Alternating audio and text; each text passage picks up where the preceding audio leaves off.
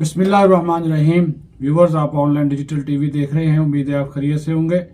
हिरा वहीद साहबा सीनियर सहाफ़ी तज़कियाकार हमारे साथ मौजूद हैं, यूट्यूबर्स भी हैं, अपना प्रोग्राम भी करती हैं और इंडिया वालों को ख़ास तौर पर जो है वो बहुत ज़्यादा तंग करती हैं। पर्चे पुर्चे भी उन्होंने इनके ख़िलाफ़ दिए हुए हैं, लेकिन पाकिस्तान का जो मुकदमा है माशाल्लाह लड़ती रहती हैं। हिरा साहब, आज हम आपसे बात करेंगे नए सूबों के हवाले से। एक नई बहस जो है वो वज़ीर दाखिला मोहसिन नकवी ने छेड़ दी है। क्या कहेंगे, नए सूबे बनने चाहिए? बहुत शुक्रिया सिद्दीक साहब, आप हमेशा टाइम देते हैं मुझे।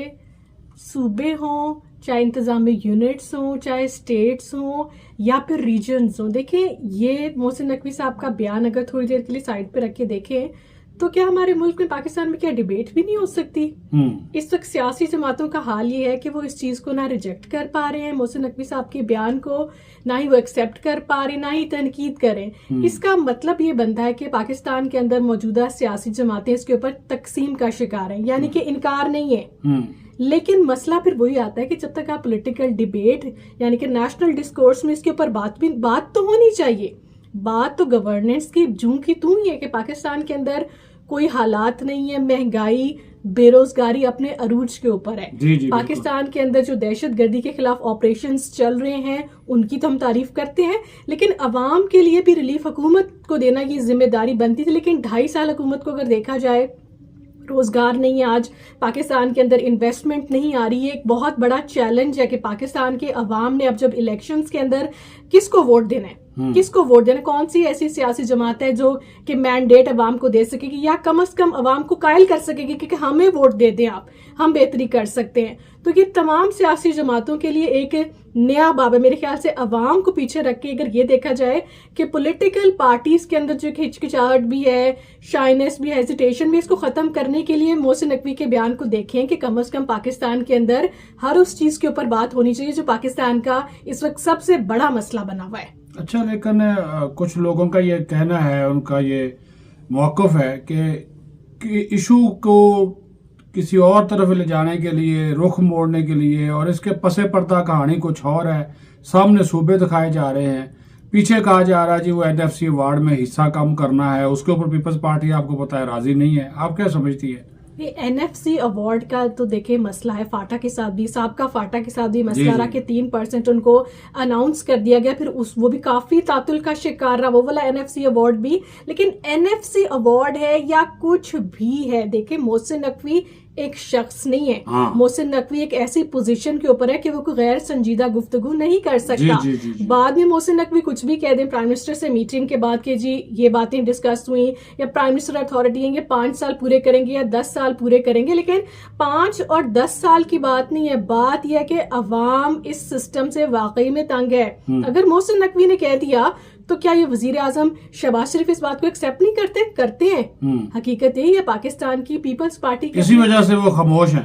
खामोशी भी जो है इसको इनकार नहीं समझा जा सकता। जाहिर सी बात है कि जब इस तरह की तमाम चीजें सामने आएंगी कि जब पाकिस्तान में आज 18 सूबे बनने की बात हो रही है, 20 की बात हो रही है, रीजन वाइज डिवीजन की बात हो रही है, तो ये वही सिस्टम है। अगर इसको समझना है कुछ हद तक डिस्कोर्स से पहले, तो ये समझा जा सकता है कि जब साबिक सदर जनरल परवेज मुशर्रफ की हुकूमत थी तो उस वक्त भी उन्होंने जो इंतजामात हैं, जो पावर अथॉरिटी को डिवाइड किया था निचली सतह के ऊपर, वो लेकर आए थे। वो निजाम भी पाकिस्तान के अंदर चल चुका है, टेस्ट हो चुका है। पाकिस्तान के अंदर आज कहने से कोई सूबे नहीं बन जाएंगे, कल कोई सूबे नहीं बन जाएंगे, मुंतखब हुकूमत तो कायम है, लेकिन हुकूमत की घबराहट जो है वो बहुत कुछ बता रही है।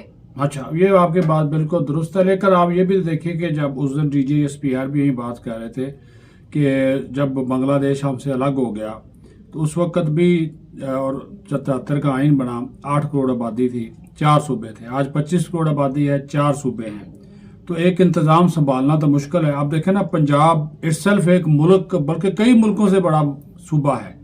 तो इस वजह से वो कह रहे हैं जी इसकी पंजाब, सिर्फ पंजाब बल्कि पूरे 4 जो सूबे हैं ये मुख्तलिफ डिवीजन्स या तादाद बढ़ाई जाए या यूनिट्स बढ़ाए जाए, जो भी कह लें, या इंतजामी रीसेट जो है वो की जाए, ज़रूरत महसूस होती है। ज़रूरत खित्ते के लिहाज से भी महसूस होती है। DGISPR ने जो बांग्लादेश की मिसाल दी, सकूते ढाका के बाद आप देखें बांग्लादेश के अंदर आज क्या हालात हैं, क्योंकि बांग्लादेश ने اب جا کے بات چیت شروع کی اپنے ملک کے اندر. وہاں پر بھی خاصی سختیاں رہی ہیں. بنگلہ دیش کی حکومت کی بات کی جائے تو صرف اور صرف مسلط کیا جاتا تھا حکومت کو, تو وہاں پر بھی حالات اچھے نہیں, فیزیبل نہیں رہے. تو اگر ایک ہی یونٹ کے تحت 4 صوبے ہیں پاکستان کے اور سب سے پیارا ہمارا لاڈلا کشمیر ہے, تو ان چیزوں کو لے کر چلنا. جب پاکستان کے اندر سرمایہ کاری نہیں ہوگی, جب پاکستان کے اندر صرف 3 سیاسی جماعتیں ہوں گے, جب پاکستان کے اندر چیدہ 4 سے 5 گھرانے ہوں گے, تو وہ کون سا سسٹم اور کون سے انتظامات کر سکتے ہیں. D G I S P R نے تو کہا کہ یہ تمام چیزیں حکومت کی دیکھنے کی. آزاد کشمیر کی گورنمنٹ بھی موجود ہے, لیکن حکومت کا ہونا بھی میرے خیال سے کافی نہیں ہوتا, اور انہی چیزوں کے اوپر لے کر چلنا. بھارت کی بات کریں گے, وہاں پر آبادی 1.5 ارب ہے, 32 سے زیادہ بھارت کی ریاستیں ہیں, اور وہ ابھی بھی ورکنگ کر رہے ہیں مزید ریاستیں بنانے کی, تاکہ وہاں پر گورننس بیٹر کی جا سکے. کیونکہ آج بھارت کے حالات یہ ہیں کہ پشچم بنگال کی ان کی ریاست دیکھ لیں, چھتیس گڑھ کی دیکھ لیں, اسام کی دیکھ لیں, جو ہی باڑھ آتی ہے, سیلاب آتا ہے, زمینی رابطے بھارت سے ختم ہو جاتے ہیں. وہ بنگلہ دیش سے غیر قانونی لوگ وہاں پر آتے ہیں, اور وہ یہ اس چیز کو ایکسیپٹ کرتے ہیں اور بار بار کہتے ہیں کہ ہمارے پاس تو کوئی قانون ہی نہیں, ہم کس کے تحت غیر قانونی بنگلہ دیشیوں کو بھارت سے نکالیں جب بارڈر فینسنگ ہی نہیں ہے. تو ان ریاستوں کو خاص طور پہ وہ فوکس کر رہے ہیں کہ یا پھر ان کو چھوٹا کر دیا جائے, یا ڈیوائیڈ کر دیا جائے, یا پھر ان کو فیڈرل کے انڈر کر دیا جائے, کیونکہ یہاں پر سیکیورٹی ایشو ہے. تو ڈسکشن تو ہونی چاہیے. دیکھیں پاکستان میں 18 صوبے ہوں گے یا 20 ہوں گے یا 25 ہوں گے, لیکن وہ ہونا تب ممکن ہے جب سیاسی جماعتوں کا کنسنسس ہوگا. لیکن سیاسی جماعتیں آج صرف اور صرف ایک ہی چیز سوچ رہی ہیں کہ ہمیں ڈائیلاگ کا حصہ نہیں بننا. صحیح. اچھا ہیرا صاحب, آخری 2-3 منٹ ہے وہ میں آپ کے حوالے سے تھوڑا سے بات کرنا چاہ رہے ہیں, کیونکہ آپ نے انڈیا کی بات کی. یہ تھوڑا سا ہمیں بتائیں کہ انڈیا والے جو ہے وہ آپ کے خلاف اتنا کیوں ہیں. آپ کا کئی مرتبہ انہوں نے اکاؤنٹ سسپینڈ کرانے کی کوشش کی, آپ کے اوپر وہ کیرالا اور پتہ نہیں کون سی پولیس نے مقدمے کرا دیے, آپ کو مطلوب قرار دے دیا گیا. خاص طور پر یہ جب جنتر منتر پہ کاکروچو جنتا پارٹی کا احتجاج ہوا, اس کے اوپر آپ کوئی بھی ٹویٹ کرتی تھی یا کوئی بھی آپ کا کمنٹ ہوتا تھا, وہ آپ کو فوراً, یہ کہانی کیا ہے, تھوڑا سا ہمارے سامعین اور ناظرین کو بتائیے.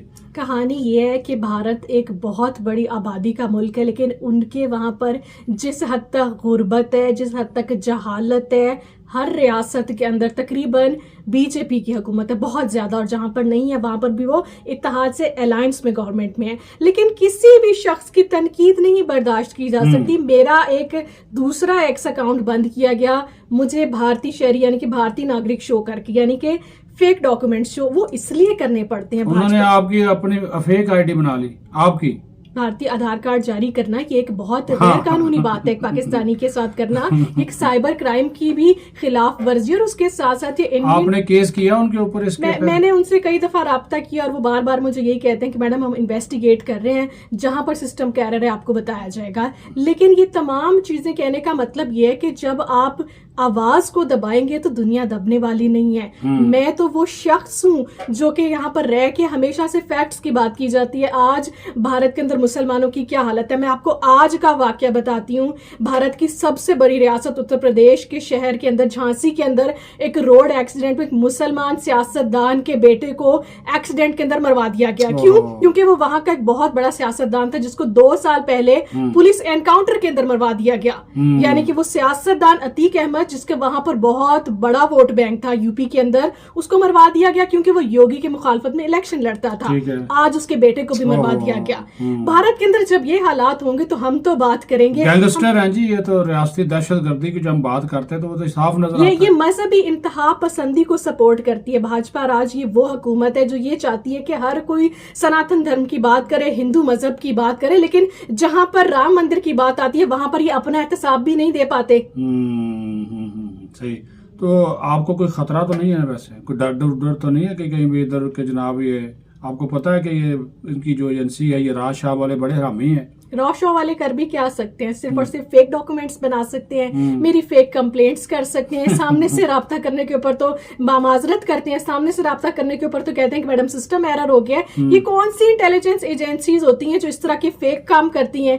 اگر ان کا مینڈیٹ یہی رہ گیا کہ دوسرے ملک کے شہریوں کے فیک ڈاکومنٹس بنانا, ان کے خلاف جھوٹی کارروائیاں کرنا, جھوٹے مقدمات بنانا, تو میرے خیال سے ایسی ایجنسی کو تو بند ہو جانا چاہیے. یہ ناظرین اجازت اس وجہ سے آپ سے چاہیں گے کہ 1.5 ارب کی آبادی کو ایک چھوٹی سی ہیرا نے جو ہے وہ وقتہ ڈالا ہوا ہے, تو اس سے آپ اندازہ لگا لیں کہ ان لوگوں کے اندر کتنی برداشت ہے اور کتنی ان کے اندر انتہا پسندی ہے, کتنی ان کے اندر جنونیت ہے کہ ایک نہتی لڑکی کو اور اس کے فیک اکاؤنٹس بنا کر جو ہے وہ اس کو مطلوب بھی اور آدھار کارڈ بھی بنا دیا، لیکن اس کے باوجود ہیرا جو ہے وہ ڈٹی ہوئی ہے. ظاہر ہے جہاں پہ پاکستان کا قومی مفاد آتا ہے تو پاکستان کا ہر شہری جو ہے بطور شہری ہمارا ویسے بھی اور جہاں پر بھارت میں انسانی حقوق کی بات ہوتی ہے وہ میں ہمیشہ آواز اٹھاتی رہوں گی. جی بالکل. بہت شکریہ ہیرا جی آپ کے وقت دینے کا. Thank you very much G.